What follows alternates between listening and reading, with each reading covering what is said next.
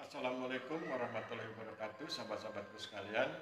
Pada kesempatan ini saya ingin mengajak kita semua membahas materi yang saya ambil dari bahan yang berjudul Modul KKN Tematik Desa Membangun Pemberdayaan Masyarakat yang diterbitkan oleh Pusat Penelitian dan Pengembangan, Badan Penelitian dan Pengembangan Pendidikan dan Pelatihan dan Informasi, Kementerian Desa, Pembangunan Daerah Tertinggal dan Transmigrasi. Materi ini, modul ini saya ambil atau saya pilih untuk kita bahas karena isinya menarik, terutama bagi sahabat-sahabat yang menaruh perhatian untuk kegiatan yang berupa pemberdayaan masyarakat. Mari kita lihat.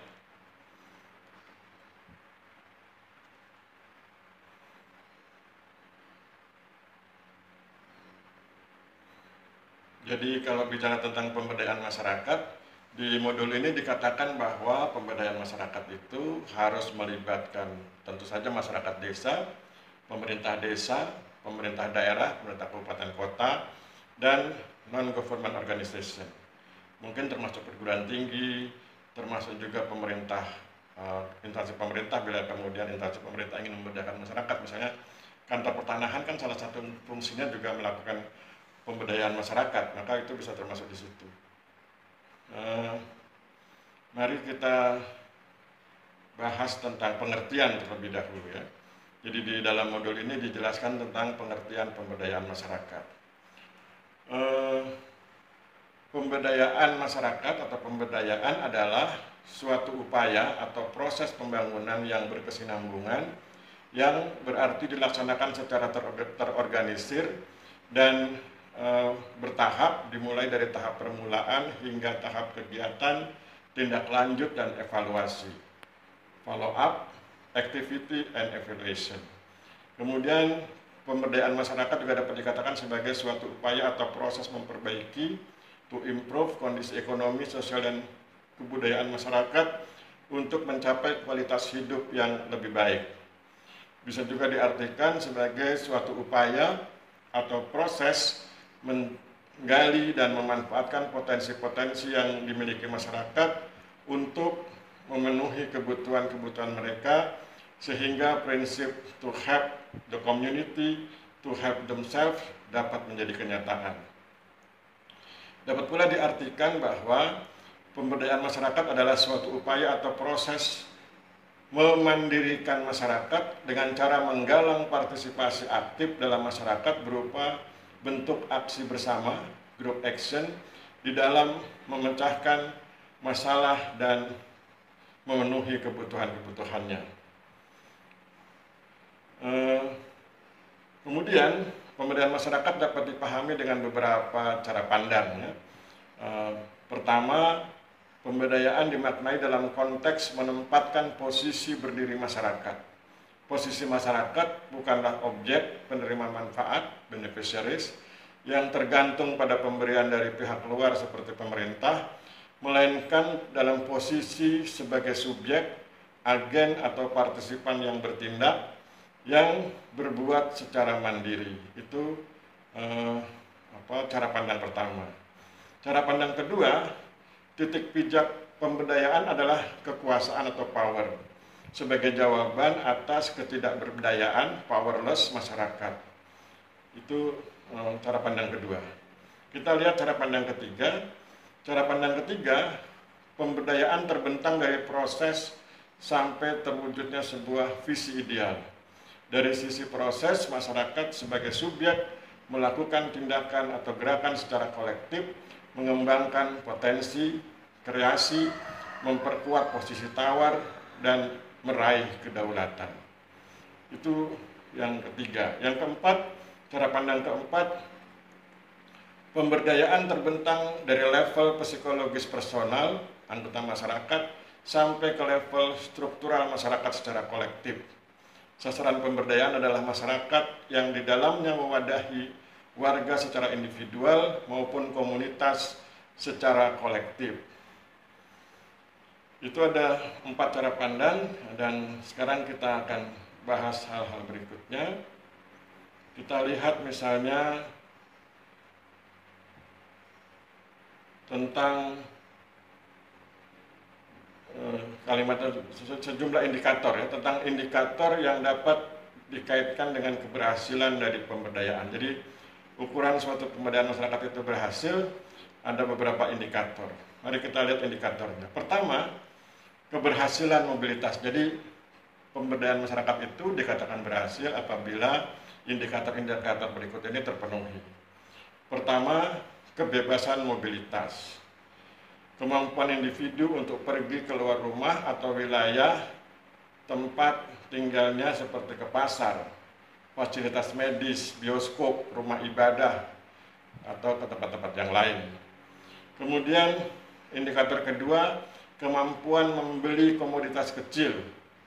Kemampuan individu, yaitu kemampuan individu untuk membeli barang-barang kebutuhan keluarga sehari-hari, seperti beras, minyak goreng, bumbu, kemudian kebutuhan dirinya, ya. Kebutuhan dirinya misalnya sampo dan sebagainya. Itu adalah kemampuan membeli komoditas kecil. Kemudian juga ada kemampuan indikator berikutnya, kemampuan membeli komoditas besar. Kemampuan individu untuk membeli barang-barang sekunder atau tersier seperti lemari pakaian, TV, radio, majalah, dan lain sebagainya, pakaian, dan lain sebagainya ya. Kemudian indikator keempat, terlibat dalam membuat keputusan-keputusan rumah tangga, mampu membuat keputusan secara sendiri maupun bersama suami istri mengenai keputusan keluarga, misalnya mengenai renovasi rumah, pembelian ternak, dan lain sebagainya. Indikator kelima, kebebasan relatif dari dominasi keluarga. Dalam hal ini misalnya di sini dijelaskan kebebasan relatif dari dominasi keluarga. Responden ditanya mengenai apakah dalam 1 tahun terakhir ada seorang suami, istri, anak, mertua yang mengambil uang, tanah, perhiasan, dan dia tanpa izinnya. Jadi bebas dari semacam kejahatan dengan tanda kutip ya, dari pihak keluarga. Kebebasan relatif dari dominasi keluarga. Jadi ditanya apakah ada suami, istri, anak, atau mertua yang mengambil uang atau tanah, perhiasan tanpa izin.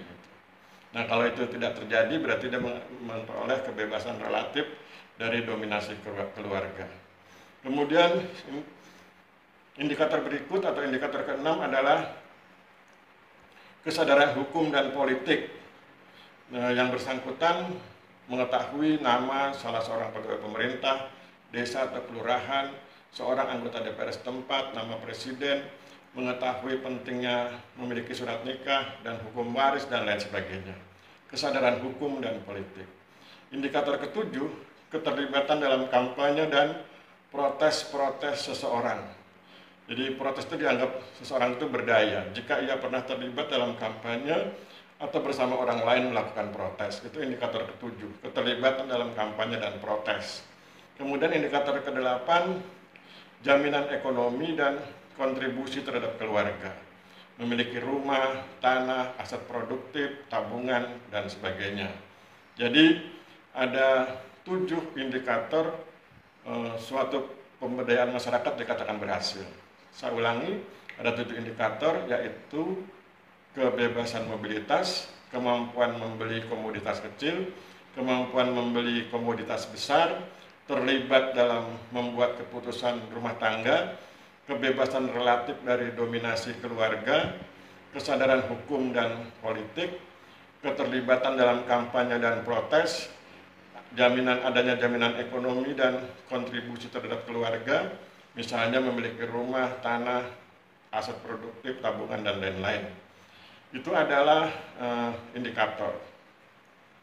Sekarang mari kita lihat tahapan-tahapan dalam pemberdayaan masyarakat. Yang pertama disebut sebagai tahap persiapan. Tahap persiapan dalam kegiatan pengembangan atau pemberdayaan masyarakat terdiri dari 2 hal, yaitu persiapan petugas dan persiapan lapangan.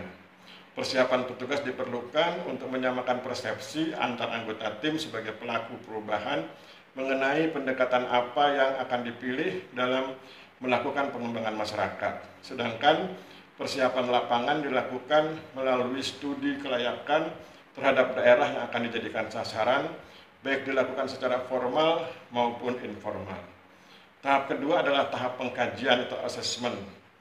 Proses pengkajian yang dilakukan dengan mengidentifikasi masalah atau kebutuhan yang diekspresikan dan sumber daya yang dimiliki komunitas sasaran. Tahap ketiga adalah tahap perencanaan alternatif kegiatan atau planning. Pada tahap ini petugas secara partisipatif mencoba melibatkan warga untuk berpikir tentang masalah yang mereka hadapi, bagaimana cara mengatasinya, serta memikirkan beberapa alternatif program dan kegiatan yang dapat dilakukan. Keempat, tahap formulasi rencana aksi atau Formulation Action Plan. Pada tahap ini, petugas membantu masing-masing kelompok untuk merumuskan dan menentukan program dan kegiatan apa yang akan mereka lakukan guna mengadaptasi permasalahan yang ada. Kemudian tahap kelima adalah tahap implementasi kegiatan atau implementation.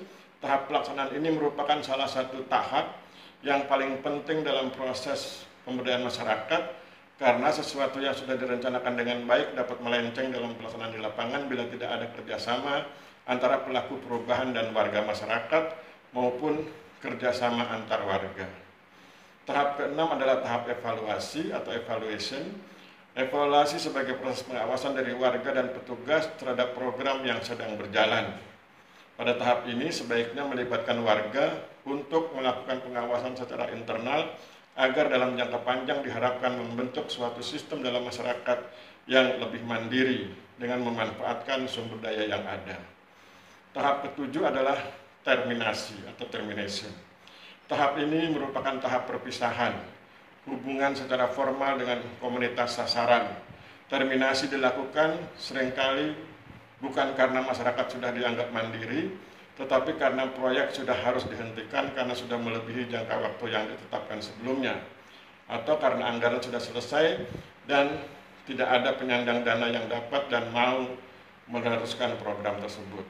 Itulah 7 tahapan dalam pemberdayaan masyarakat. Saya ulangi, 7 tahapan dalam pemberdayaan masyarakat: tahap persiapan, engagement; tahap pengkajian, assessment; tahap perencanaan alternatif kegiatan, planning; tahap formulasi rencana aksi, formulation action plan; tahap implementasi kegiatan, implementation; tahap evaluasi, evaluation; tahap terminasi atau tahap penghentian atau perpisahan. Saya pikir demikian kajian kita pada kesempatan hari ini, pembahasan kita pada kesempatan hari ini. Kita bicara tentang pemberdayaan masyarakat, kita bicara tentang indikator dan tentang tahapan-tahapannya. Mohon maaf bila terjadi kesalahan. Saya akhiri pertemuan kita. Wabillahi taufiq wal hidayah. Wassalamualaikum warahmatullahi wabarakatuh.